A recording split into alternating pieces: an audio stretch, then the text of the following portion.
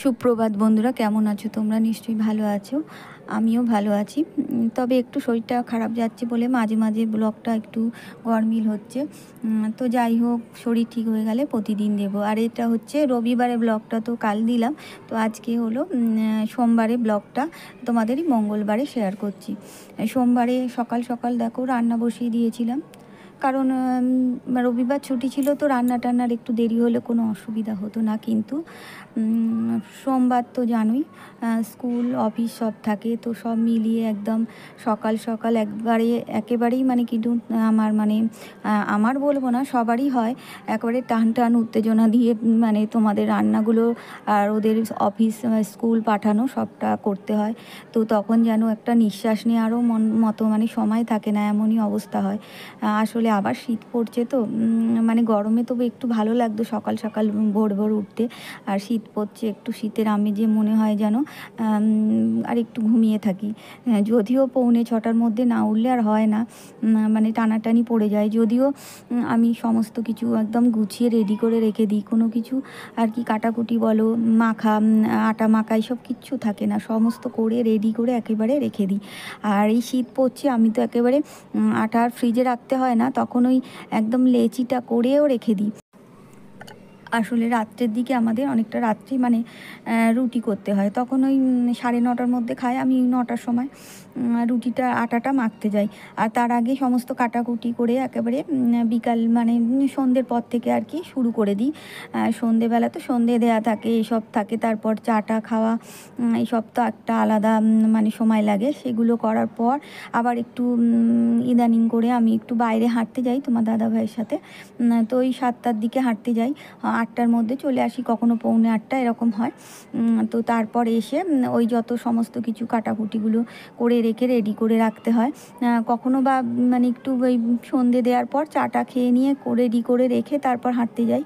তো যাই হোক, হবে একটা মানে যে কোনো দিন যেমন আর কি মনের ইচ্ছা হয় সেরকমভাবে করি। সব দিন তো আবার মনে হয় হাঁটা অনেকটা হেঁটে আসার পর না একটু বিশ্রাম না নিলে ভালো লাগে না, তখন আর কোনো কাজ করতেও ইচ্ছে হয় না। তো সকালে হাঁটাটা অনেক সময় কমে গেছে একটু সকালে, কারণ ওই সকালে ঠান্ডা পড়েছে না, আর বেশি তাড়াতাড়ি উঠতে পারি না। আর একটু বেশ 5:30 5টার মধ্যে উঠে পড়লে হাঁটাটা সকালে ভালো হয়। গরমে উঠছিলাম, কিন্তু শীতকালে আর বেশ মানে হচ্ছে না। তো শীতকালে যেটুকু কাজ করার ওগুলোই করি। ওই ঠাকুর ওপরে যাই, বাসি জামাটা ধুয়ে ঠাকুরের কাছে একটু ধূপ টুপ দিয়ে এসে চলে আসি, তারপর নিচে রান্না টান্না করতে। তো সকালে সেভাবে আর হাঁটা হয়ে ওঠে না, তাই জন্য আর কি বিকালের দিকে হাঁটতে যাই। তো যাই হোক, ওই সমস্ত আর কি নয় এসে করি, নয় আগে করে রেখে যাই, যেমন আর কি মনের ইচ্ছা হয় সেভাবে কাজগুলো সেরে রাখি। তো এখন রুটিটা করে নিচ্ছি দেখো। আর এদিকে তো দেখছোই আমার ভাত ফুটে গেছে, ভাত হচ্ছে, ওদিকে একটা তরকারি হয়ে গেল। এই তরকারিটা সবজি তরকারিটা না আজকে একেবারে নিরামিষ করে প্রথম করলাম।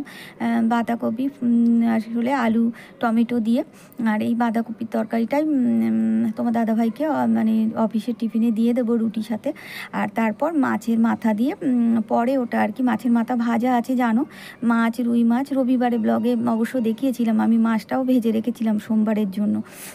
তো সেই মাছের মাথাটাও আছে, সব ফ্রিজ থেকে বের করেছি, ওটা দিয়ে পরে ঠিক করে নেব আর কি, মানে মিশিয়ে দেব তরকারির সাথে। আর তার আগে বাবু আর তোমার দাদাভাইকে দেবো বলে রেখেছিলাম, কিন্তু বাবুকে আর না দিতে ভুলে গেছিলাম। তারপর ওই মাছটা আর কি ওই মাছের মধ্যে আর কি দিয়ে দিয়েছি সবজি তরকারিটা, সেই জন্য ওর জন্য আবার এক্সট্রা করে আমাকে একটু আলু ভাজা করে দিতে হলো টিফিনের জন্য।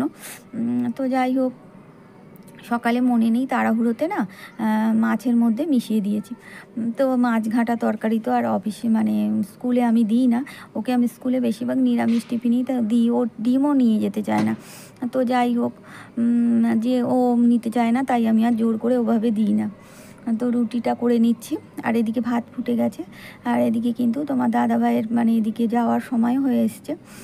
তো এরপর চাটা করব, চাটা করে দেব। আর এদিকে রুটি তরকারি তো হয়ে গেল, দিয়ে দেব, তারপর আবার আমার বাকি রান্নাটা করে নেব। আর এদিকে আজকে ফুলকপি আলু দিয়ে ওই কালকে মাছ ভেজে রেখেছিলাম, সেটা টমেটো দিয়ে ঝোল করব। আর সেই ঝোলটা না তোমাদের সাথে আর পরে শেয়ার করা হয়নি, আসলে তাড়াহুড়ো। তারপরে ভিডিওতে আজকে ভাত রান্না বা মানে কী কী রান্না করেছি সেটা না শেয়ার করতে পুরো ভুলে গেছি। তো বাঁধাকপিতে দেখো এই মাছের মাথাটা এখন মিশিয়ে দিচ্ছি। আর তোমার দাদাভাইকে আগে টিফিনের তরকারি তুলে দিয়েছিলাম, তাই কোনো অসুবিধা হয়নি। আর বাবুকে আর কি তুলতে গিয়ে ভুলে গেছি, বাবুর তরকারিটা মানে তোলা হয়নি নিরামিষভাবে, তো সেই জন্য ওর জন্য একটু আলুর তরকারি মানে আলু ভাজা করে দিয়েছিলাম। তো দেখো বাবুকে এখন মানে স্কুলে ওই সামনে যে টোটো দাঁড়িয়ে আছে এটাতে উঠে যাবে। আগে সামনের দিক দিয়ে যেত, এখন এই পিছন দিকে ব্যাক গেট দিয়ে এই দিক দিয়ে আর কি চলে যায়, এদিক দিয়েও আমাদের যাওয়া যায়। আর এটা মনে হয় ওদিকে মানে কোনো একটা যে আর কি দাদার ভাইটা আর কি নিয়ে যায়, ওনাদের বাড়ি বোধহয় এদিকে, ওই উপাসনা আমাদের স্কুলের কাছেই বাড়ি, ওদিকে আর কি বেরিয়ে যায়। আর এই নারায়ণ স্কুল দেখতে পাচ্ছ, আমি জামা কাপড় দিচ্ছি, আর ওই যে স্কুলটা দেখা যাচ্ছে এটা হলো নারায়ণ স্কুল। তো এই স্কুলে বাচ্চাদের দিতে আসে, তো দিতে এসে আর কি ওকে দেখতে পেয়েছিল, তো একদিন দাঁড়িয়ে বলল যে পরের দিন থেকে তাহলে নিয়ে যাব। আমি তারপর ফোন নাম্বারটা নিলাম যে দাদাভাই তাহলে একটু যদি দেরি হয় ফোন করে আর কি বলে দেবো যে একটু দেরি হচ্ছে। তো প্রতিদিনই দাঁড়িয়ে থাকে, এই জন্য নিয়ে যায় এটা দিয়ে, আর সুবিধা হয় গেট থেকে বেরিয়ে যায়, তা না হলে স্কুলের কাছে সামনে ঘুরে ঘুরে মানে স্কুলের কাছে যেতে হয় গেট থেকে, এই 2 মিনিটের রাস্তা, যাই হোক। আর এটা একেবারে গেট থেকে উঠে পড়ে। তো চলে যাওয়ার পর ওর সমস্ত জামা কাপড়, আমাদের বিছানার চাদরগুলো সব দিয়ে দিলাম, কারণ কি বলো তো, গায়ে দেওয়ার চাদর ওর না র্যাশ বেরিয়েছে, তো আর মানে ডাক্তারবাবুর কাছে নিয়ে গেছিলাম, তো ডাক্তারবাবু মানে একটা লোশন মাখতে দিয়েছিল, সেই লোশনটা মাখার পর না মানে ওকে পরের দিন সাবান দিয়ে গায়ে সকালেই আর কি, সকালে যদিও ও স্নান করে তো স্কুলে বেরিয়ে যায় জানো, তো সকালে ওকে স্নান করে নিতে বলেছিল, আর সাবান দিয়ে স্নান করতে বলেছিল গরম জল দিয়ে। তো সেই কারণে যদিও জামা কাপড় আর কি সমস্ত কেচে দিতে বলেনি, তবু আমি ভাবলাম যে শীতকালে রাত্রেবেলা তো একটা চাদর তো গায়ে দিতেই হয়, সেই জন্য সব বিছানা চাদর, ওর বালিশের কভার সবারই, আমি অবশ্য বালিশ মাথায় দিই না, ওরা দুজন দেয়, ওর কোল বালিশ সমস্ত কিছু একেবারে ওর যা জামা কাপড় রাত্রে পরেছিল সমস্ত আর কি মানে একেবারে কেচে মেলে দিতে এসেছি। এই কারণেই বিশেষ করে, কারণ এখন কয়েকটা দিন সবে হয়েছিল আমি বিছানার চাদর টাদর সমস্ত কেচেছিলাম, ওর মাথার মানে এই মাথা মোচার গামছা, মানে গামছা নয় তোয়ালে সমস্ত কিছু আর কি কেচে টেচে দিয়ে একেবারে ছাদে মেলতে এসেছি। জানি না, কেননা সাবান মেখে যেহেতু স্নান করতে বলেছে, হয়তো ওটা থাকলে খারাপ লোশন টাইপের, তো সেই জন্য একেবারে আমিও মানে এভাবে আর কি মানে সার্ফ জল দিয়ে বিশেষ মানে কি বলবো, অনেক যে কাচতে হয়েছে তা না, এই সার্ফ জল দিয়ে ভিজিয়ে রেখেছিলাম, তারপরে একটু থাবা দিয়ে ধুয়ে নিয়েছি, এই হচ্ছে। তো এখন অনেকগুলো জামা কাপড় ও বেরিয়ে গেল, আর আমি এইগুলো দিতে এসেছি, এবারে ঘর টর মুছবো, আর একটু ওই আসবাবপত্রগুলো একটু মুছবো, তারপর হচ্ছে আমি স্নান করে পুজো করবো। আর আমার টিফিনও ওকে দিয়ে আসার পর কিন্তু আমি টিফিন খেয়ে নিয়েছিলাম, আর টিফিন কাচা টাচা করে টিফিন খেয়ে তারপর কাচতে গেছিলাম। ওকে তো ওই 9:50 মতো, 8:50 মধ্যে আর কি অটোতে তুলে দিতে হয়, আর 9:30 পর্যন্ত জল থাকে। তো আগে খাওয়া দাওয়া করিনি, আগে কেচে আর রেখে দিয়েছিলাম, তারপর খাওয়া দাওয়া সেরে এখানে মেলতে চলে এসেছি। এখন হচ্ছে দেখো একটু ওই সেলাই করবো বলে মেশিনে না, তো সাদা সুতো দেখছি গোটানো নেই, আবার সাদা সুতোটা গুটিয়ে রেখে দিলাম, আর সেলাইটা আর করলাম না। এদিকে দেখছি যে অনেকটা সময় হয়ে গেছে, মানে এদিকে স্নান পুজো করতে দেরি হয়ে যাবে, তো একটু মেশিনে সুতোটা গুটিয়ে রেখে দিলাম, আবার পরে কোনো একটা সময় পেলে করে নেব।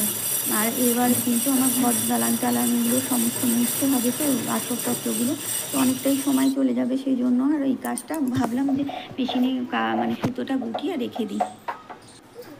তো এখন ওই 11:30টার মতো বাজে, আর শীতকালের দিনে দেখবে খুব বেশি বেলা করে স্নান করলে না আবার চুলটা শুকাতে চায় না, আর এমনিতে আমার চুল তো নর্মাল না তোমাদের মতো, অনেকক্ষণ মানে সময় লাগে, চুলটা ফুলে থাকে তো কোঁকড়ানো চুল, তাই অনেকটা সময় লাগে চুলটা শুকাতে, তো সেই জন্য ঠিক টাইমে আবার স্নানটা না করলে না দুপুরে খাওয়া দাওয়া শেষেও সমস্ত বাসন টাসন মাজার পরেও শুতে গেলে চুলটা ভিজে থাকে।